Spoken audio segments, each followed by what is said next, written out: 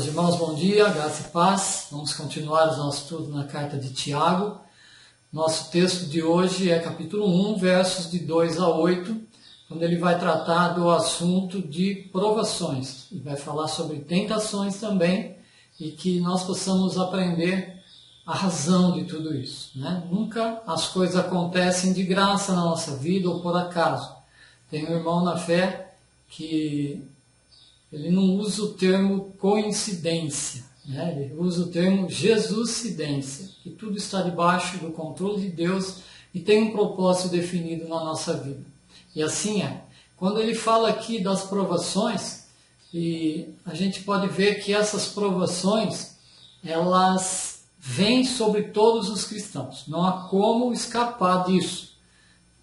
O primeiro verso aqui do nosso texto, o versículo 2, fala: meus irmãos, tende, por motivo de grande alegria, o passardes por diversas provações. É interessante isso, porque quem se alegra em sofrer?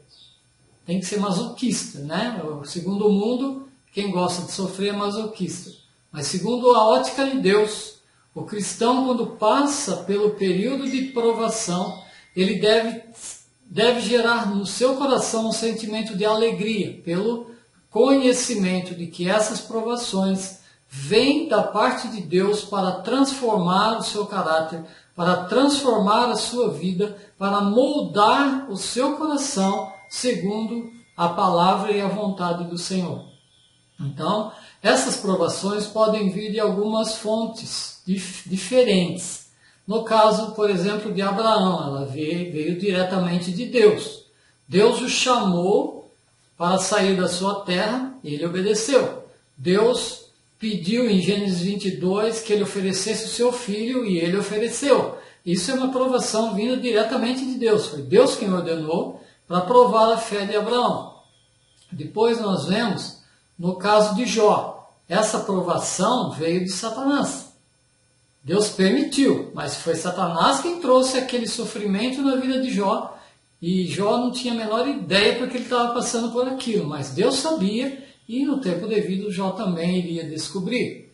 E assim também é conosco. Depois podem vir dos nossos semelhantes, dos nossos pares, dos nossos familiares. Foi o caso de José do Egito, quando seus irmãos tinham inveja dele, resolveram vendê-lo, e ele passou 13 anos lá no Egito, como escravo, como prisioneiro. Tudo aquilo serviu para moldar o seu caráter e transformar o seu coração, para que no devido tempo Deus o usasse nos seus propósitos. Assim também é na nossa vida. Nós precisamos ter entendimento sobre isso e, na medida do possível, demonstrar alegria quando Deus permite o sofrimento na nossa vida. Eu creio que é uma coisa muito difícil de se fazer, mas não é impossível, né? Ao menos nós precisamos ter a compreensão de que aquilo vai contribuir para o nosso crescimento, principalmente na fé e no nosso relacionamento com Deus. Muito bem. Então há esse imperativo aqui, né? Deus, na verdade, manda: tende por motivo de grande alegria, ou alegrai-vos em todas as vossas tribulações. O autor aqui da nossa lição, ele vai citar 3 exemplos de pessoas que não olhavam para as circunstâncias, mas confiavam em Deus apesar do sofrimento. Uma delas é o profeta Abacuque. Se você pegar o livro do profeta Abacuque, principalmente no finalzinho dele, ele faz uma declaração tremenda, né? Mesmo que não haja gado no curral, não haja ovelhas, não haja o produto da oliveira minta, não haja trigo, não haja mantimento, não haja sustento. Ele fala: todavia eu me alegrarei no Deus da minha salvação. Ele esperava em Deus, mesmo nas dificuldades, ele olhava além delas, para o Deus que tem todo o controle, para o Deus que tem todo o domínio, que pode sustentar mesmo na escassez, que pode salvar mesmo na tempestade, na tribulação. É o Deus que controla tudo e que pode todas as coisas.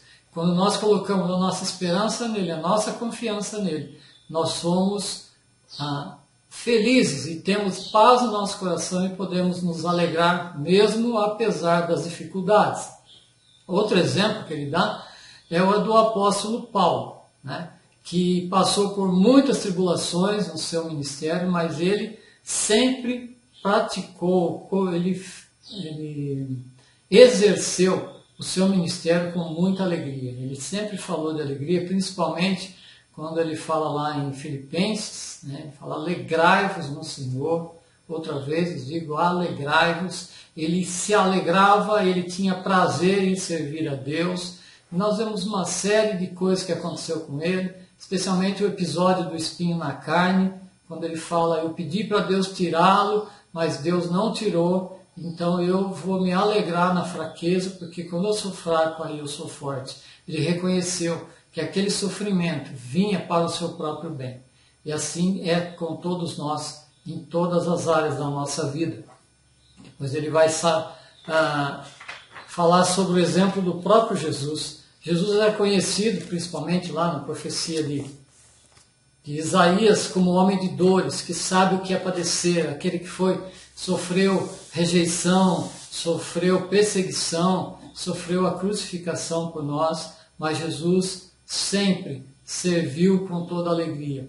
Quando ele estava no Getsemane, ele clamou para Deus se fosse possível passar dele aquele cálice, mas ele se submeteu ao Senhor, ele creu no seu Pai e dependeu dele. E assim também deve ser a nossa atitude, saber que as dificuldades da vida vão promover alegria e um novo caráter conforme o próprio Deus determinou para a nossa vida. Aí ele vem falar um pouquinho do propósito das provações. Qual o propósito de nós passarmos por provações? São dois. O primeiro, aprovar a nossa fé. Porque se nós não passarmos por dificuldades, dificilmente nós vamos confiar em Deus. É muito fácil a gente se alegrar, né, dar louvores a Deus quando está tudo bem. Mas quando a necessidade vem, quando a enfermidade vem, quando a perda vem, quando o desemprego acontece, nós muitas vezes lamentamos, murmuramos e não recebemos isso como bênçãos de Deus, né? As bênçãos de Deus não são só aquelas que trazem alegria para nós. Nós vamos ver isso aí um pouquinho mais para frente. Então, o propósito é aprovar a nossa fé. Deus, ele permite a tribulação para que a nossa fé seja fortalecida e que nós possamos nos apegar a Ele e não ficar murmurando e pensando que Deus nos abandonou, que Deus não nos ama, ou que nós estamos vivendo uma vida de pecado e por isso estamos sendo castigados por Deus.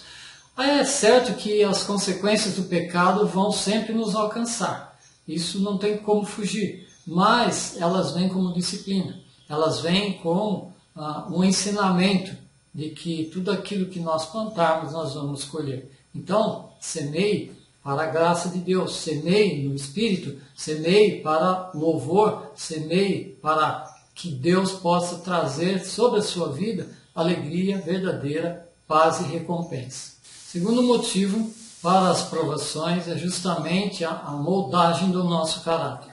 Quando nós estamos felizes, está tudo bem na nossa vida, nós nos distraímos com muitas coisas, nós nos envolvemos com muitas coisas dessa terra e dificilmente vamos ouvir a voz de Deus ou prestar atenção naquilo que Deus está pedindo de nós.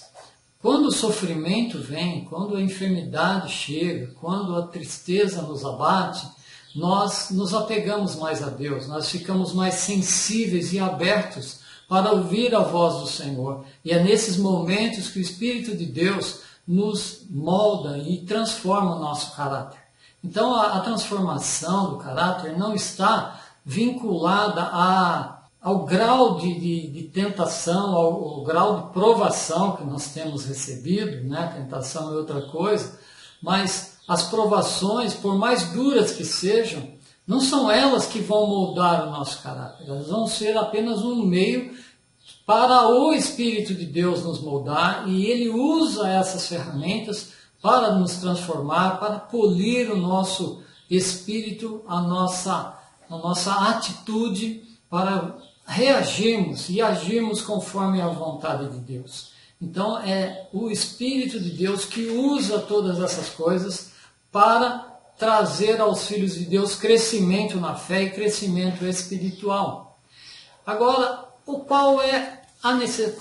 que é essencial ao passarmos por essas tribulações?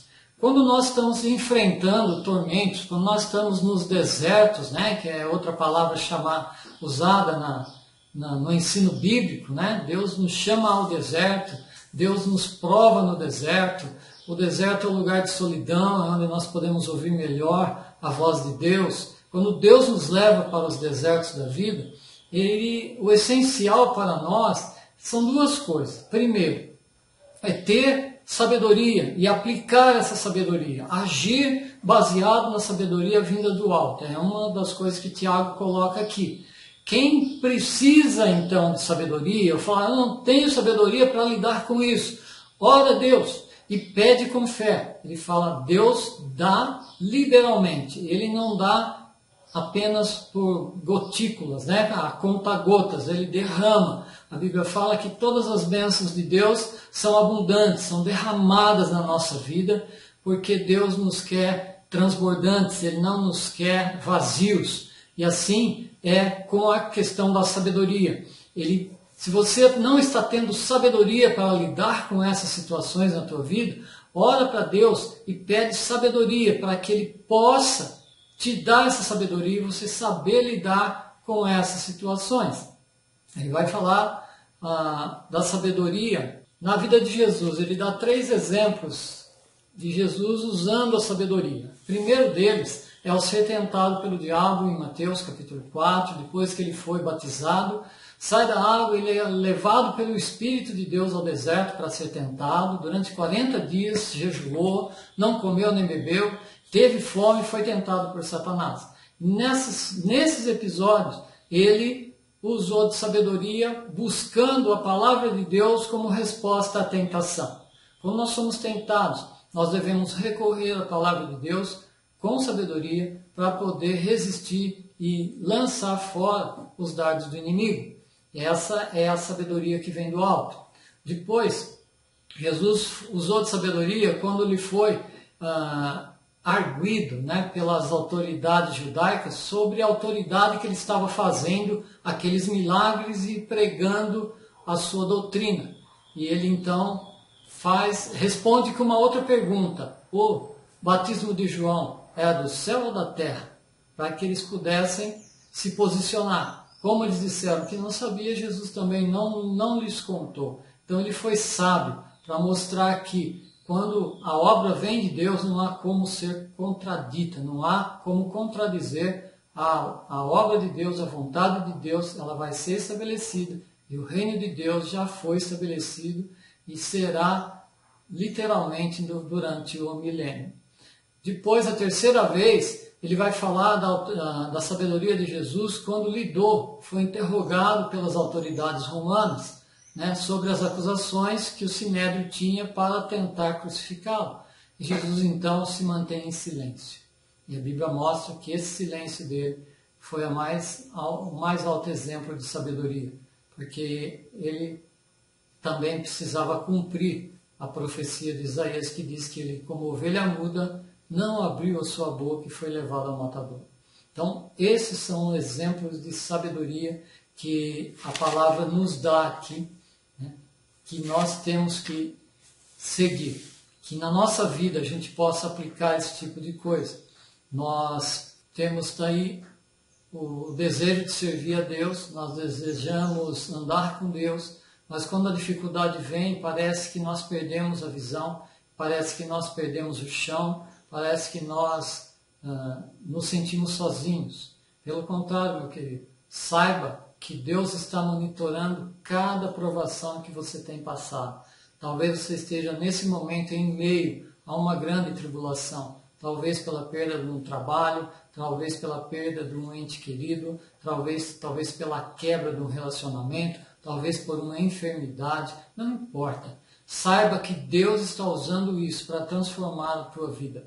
Deus está usando isso para moldar o teu caráter, para purificar o seu coração. E você será fortalecido e você será conduzido ao centro da vontade de Deus.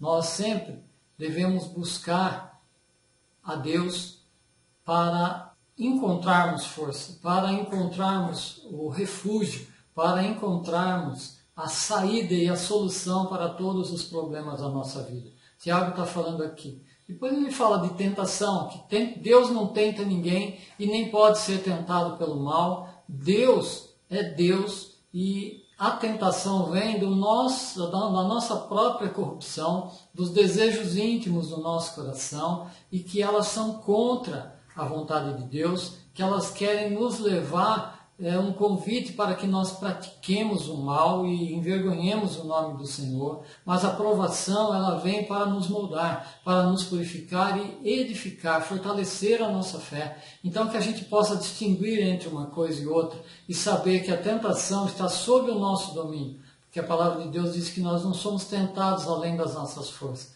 E quando você perceber a tentação, busque a Deus em oração, busque a Deus e pede socorro, pede sabedoria. E saia do âmbito que está provocando essa tentação em você. Fuja, vá para os braços do Pai. E assim nós vemos que toda a boa dádiva e todo o dom perfeito vem do Pai das luzes, descendo do alto de Deus, em quem não há variação nem sombra de mudança. Isso Tiago vai falar um pouquinho mais para frente. Que você possa estar sendo perfeitamente moldado por Deus. Não se deixe desanimar, corra para o Senhor, lance sobre Ele a sua ansiedade, confia nele e deixe que o Espírito dele transforme o teu caráter para ser um servo melhor. Fiquem com Deus, em nome de Jesus.